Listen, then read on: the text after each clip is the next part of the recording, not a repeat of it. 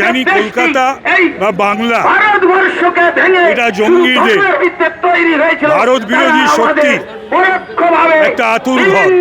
সেই ভারত বিরোধী শক্তির আতুর ঘরের ব্যাপারে যারা এখানে বৈধ এবং অবৈধ পাকিস্তানি ন্যাশনাল, যেমন 45 বছর আগে ট্যুরিস্ট ভিসা নিয়ে এসেছে, এরকম অনেক আছে, মেডিকেল ভিসায়, ট্যুরিস্ট ভিসায়, স্টুডেন্ট ভিসায় বা ভিসা নেই, নানানভাবে রয়েছে। তাদের অনতি বিলম্বে পুলিশের এবং সরকারের, বাংলা সরকারের উচিত তাদেরকে পাঠিয়ে দেওয়া এবং এই ষড়যন্ত্রের সঙ্গে যে বা যারা যুক্ত তাদেরকে যারা প্রশ্রয় আশ্রয় দিয়েছিল তাদের বিরুদ্ধে আইনি ব্যবস্থা নেওয়া। পাকিস্তানি নাগরিক যারা রয়েছে তাদেরকে আইডেন্টিফাই করতে হবে, ধরতে হবে, পাকিস্তানে পাঠাতে হবে। পাকিস্তানিদের পশ্চিমবঙ্গে থাকতে দেওয়া যাবে না। যারা পাকিস্তানি, আবার বলছি, আমি কোনো ধর্মের বিষয় বলছি না, এই পাকিস্তানিদের কথা বলছি।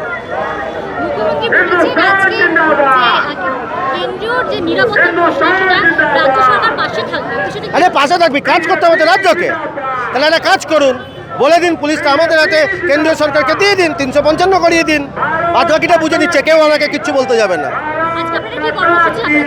এখান থেকে আমরা ডিসি সেন্ট্রাল ঘেরাও হবে এবং ওনার কাছে ডেপুটেশন দেওয়া হবে, এটাই বলা হবে যে আপনি এখান থেকে পাকিস্তানিদের ফেরত পাঠাতে হবে।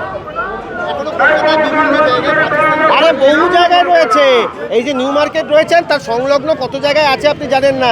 এন্টালিতে রয়েছে, আপনার কাশীপুরে রয়েছে, বহু জায়গায় রয়েছে। আচ্ছা, কী করে পাকিস্তানিরা আসলো কি করে?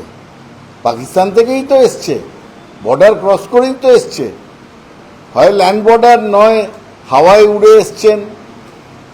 তো সেগুলো পাহারা কে দেয়? ভারতবর্ষের বর্ডার পাহারা কে দেয়? এসব অসম্ভব একটা দিশাহীন রাজনীতিতে জড়িয়ে যাচ্ছেন বিজেপি। পাকিস্তানিদের বার করতে হবে, তার জন্যে প্রথম তো প্রশ্নের উত্তর দিতে হবে যে পাকিস্তানি আছে তাদের হিসেব কে রাখে? কেন্দ্রীয় সরকার রাখবে। তারা ভিসা দেয়, তারা সীমান্ত রক্ষা করে, তো সেটা কেন্দ্রীয় সরকারের দায়িত্ব। এখানে এসব নাটক করে লাভটা কি?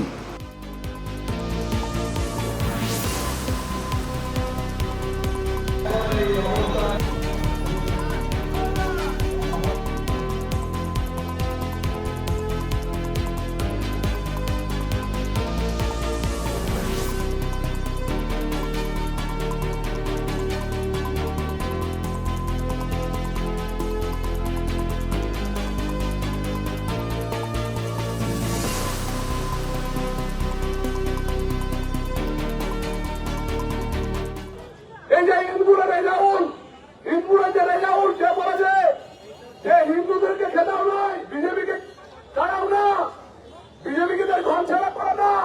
তারা বলতে চাইছে হিন্দুরা ঘর ছাড়া হও, হিন্দুরা ঘর ছাড়া হও, হিন্দুরা ঘর ছাড়া হও।